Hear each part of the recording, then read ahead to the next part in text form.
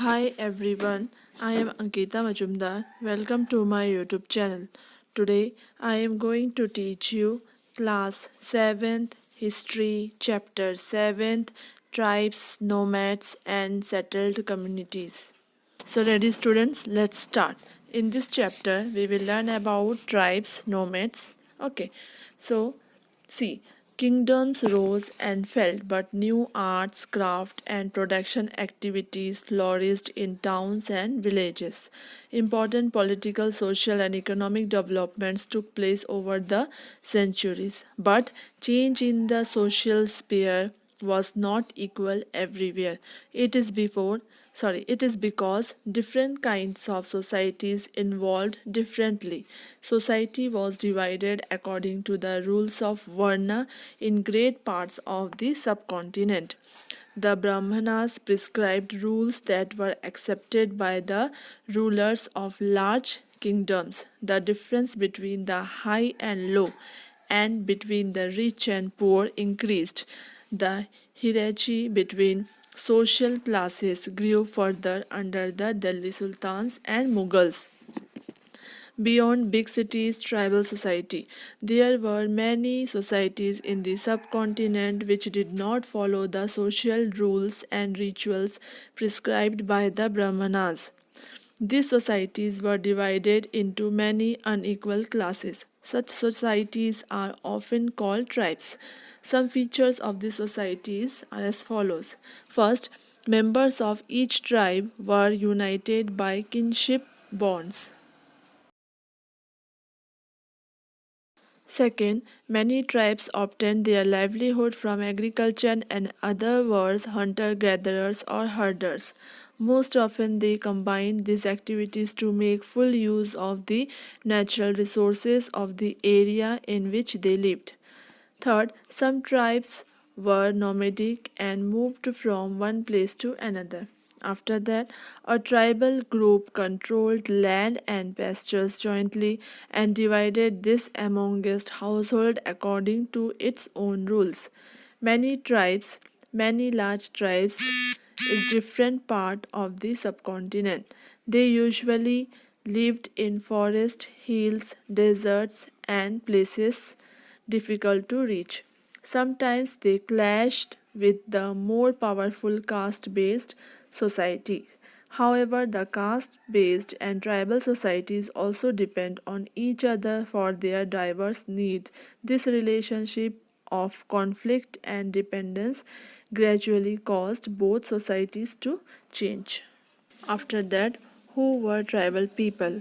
Contemporary historians and travelers give very little information about tribes. Tribal people did not keep written records, but they preserved rich customs and oral traditions. These were passed down to each new generation. Present day historians have started using such oral tradition to write tribal histories according to them. Tribal people live in almost every region of the subcontinent. The area and influence of the tribal varied at different points of time. Some powerful tribes controlled large territories. The Khokhar tribe was very influential in Punjab during the 13th and 14th century. Later, the Gakhar became more important. Their chief Kamal Khan Gakhar was made a noble mansabdar by Emperor Akbar. In Multan and Sindh, the Langhas and Arghuns dominated extensive regions before they were subdued by the Mughals. The Balochins were another large and powerful tribe in the northwest. They were divided into many smaller clans under different chiefs. In the western Himalaya lived the shepherd tribe of Gadhis. The distant northeastern part of the subcontinent too was entirely dominated by tribes like the Nagas, Ahoms, and many others. In many areas of present day Bihar and Jharkhand, Chiro chiefdoms had emerged by the 12th century. Raja Man Singh, Akbar's famous general, attacked and defeated the Chiros in 1591. A large amount of booty was taken from them, but they were not entirely subdued. Mughal forces under Aurangzeb captured many Chiro fortresses and conquered the tribe. The Mundas and Santals were among the other important tribes. They lived in the region and also in Odisha and Bengal. The Maharashtra highlands and Karnataka were home to Kolis. Further south, there were large tribal population of Korangas, Vetras, Maravars, and many others. The large tribe of Bhils were spread across western and central India. By the late 16th century, many of them had become settled agriculturists and some even zamindars. Many Bhils clans remained hunter-gatherers. The Goans were found in great numbers across the present-day states of Chhattisgarh, Madhya Pradesh, Maharashtra, and Andhra Pradesh. Life of nomads and mobile people. Nomads were people who do not live continually in the same place but moved periodically.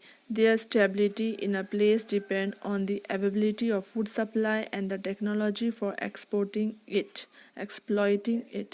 The term nomads encompasses three general types: nomadic hunters and gatherers, pastorals nomads, and tinker and trader nomads. Hunting and gathering generally imposes a degree of nomadism.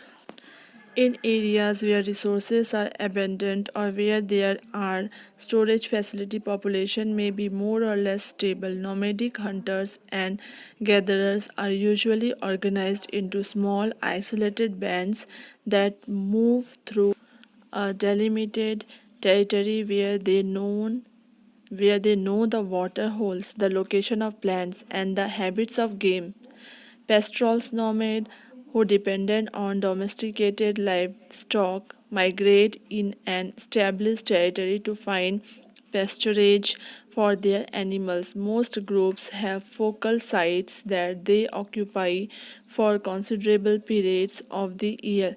Pastoralists may depend entirely on their herds or may also hunt or gather, practice some agriculture, or trade with agricultural people for grain and other goods. They lived on milk and other pastoral products. They also exchanged wool, ghee, etc. with settled agriculturists for grains, cloth, utensils, and other products. They bought and sold these goods as they moved from one place to another, transporting them on their animals. Many pastoral tribes reared and sold animals such as cattle and horses to the prosperous people. Different castes of petty peddlers also traveled from village to village. They made and sold wares such as ropes, reeds, straw, matting, and coarse sacks. The Banjaras were the most important trader nomads. Their caravan was called Tanda. Sultan Alauddin Khilji used the Banjaras to transport grain to the city markets. Emperor Jahangir wrote in the memoirs that the Banjaras carried grain on their bullocks from different areas and sold it in towns.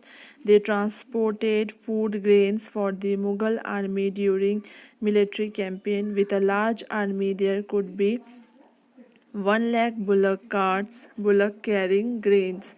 There were castes of entertainers who performed in different towns and villages for their livelihood. Other nomadic people practice a limited kind of agriculture, moving periodically from place to place in order to find new areas in which to raise their crops. They often combined agriculture with hunting and gathering. An anthropologist may refer to such group of horticulture people to distinguish them from settled agricultural people.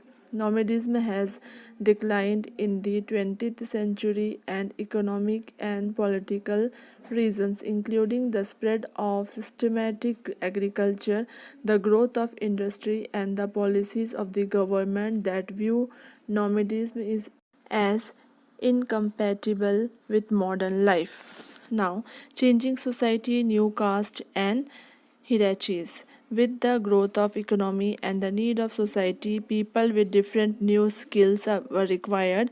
Smaller castes or jatis emerged with varnas. For example, new caste appears amongst the Brahmanas. On the other hand, many tribes and social groups were taken into caste based society and given the status of jatis. Specialized artisans, smiths, carpenters, and masons were also recognized as separate jatis by the Brahmanas. Jatis rather than varna become the basis for organized society. Amongst the Kshatriyas, new Rajput clans become dominated by the 11th and 12th centuries. They belong to different lineages such as Hunas, Chandelas, Chalukyas, and others. Some of them have been tribes earlier. Many of the clans came to be regarded as Rajput. They gradually replaced the older rules, especially in agricultural areas. Here, a developed society and emerging and rulers used their wealth to create powerful states.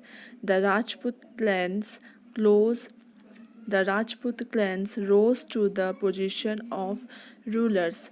It was an example for the tribal people to follow. The Brahmanas support many tribes to become part of the caste system. However, only the leading tribal families could join the ruling class. A large majority joined the lower jatis of caste society. On the other hand, dominated tribes of Punjab, Sindh, and the northwest frontiers adopted Islam. They rejected the caste system, the unequal social order prescribed by Orthodox Hinduism was not widely accepted in these areas. The social change amongst tribal people is closely related to the emergence of new states. Now we will see the closer look the Goans. The Goans lived in a vast forested region called Gondwana. Gondwana region is in central India. Okay, comprising portion of Madhya Pradesh, Andhra Pradesh, and Maharashtra state. The region inhabited by the Goans, a group of Dravidian tribal exceeding 3 lakh or 3 crore in population, first mentioned in 14th century Muslim chronicles. The Goan practiced shifting cultivation. The large Goan tribe was divided into many smaller clans. Each clan has its own Raja or Rai. With the decline of the power of Delhi Sultan, a few large Gond kingdoms began to dominate the smaller Gond chiefs. The Akbarnama, a history of Akbar's reign, mentions the Gond kingdoms of Garha Katanga that had 70,000 villages. The administrative system of these kingdoms was becoming centralized. The kingdom was divided into gars. Each gar was controlled by a particular Gond clan. This was further divided into units of 84 villages called Chaurasi. The Chaurasi was subdivided into barhots, which were made up of 12 villages each. The nature of Gond society changed with the emergence of large state. This their basically equal society slowly got divided into unequal social classes. Brahmanas received land grants from the Gond Rajas and become more influential. The Gond chiefs now wished to be recognized as Rajput. The Gond Raja or Gara Katanga Amandas assumed the title of Sangram Saha. His son Dalpat married Princess Durgavati, the daughter of Salbahan. the Chandel Rajput Raja of Mahoba. Dalpat, however, died early. Rani Durgavati was very capable and started ruling on behalf of her 5 years old son, Bir Narayan.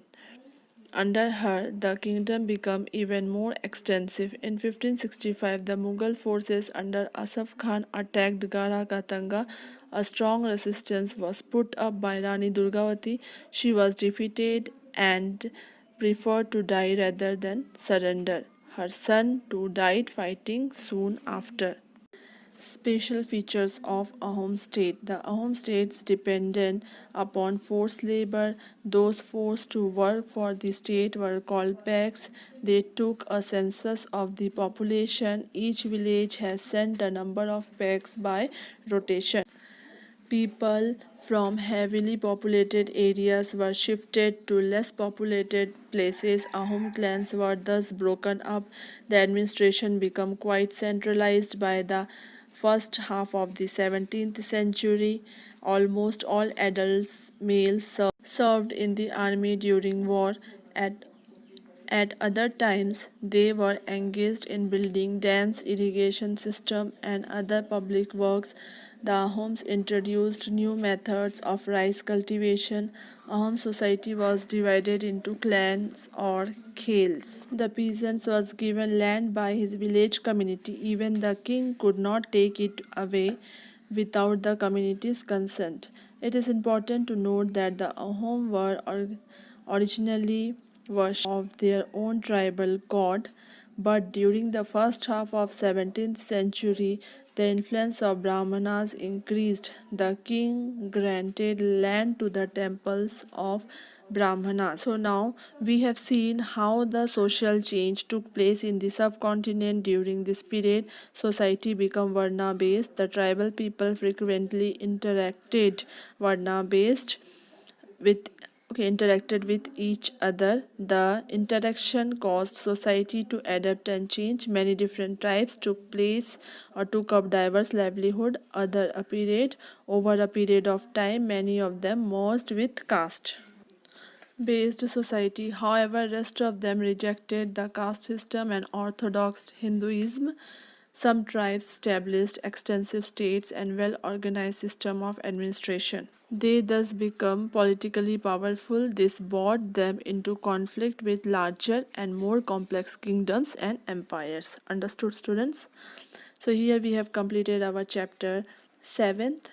Next chapter I will explain in my next video. Your homework will be, I will send the PDF. You have to write the question and answer. All the exercise you have to write it and learn it. Complete your notes. Understood? And study well. Thank you.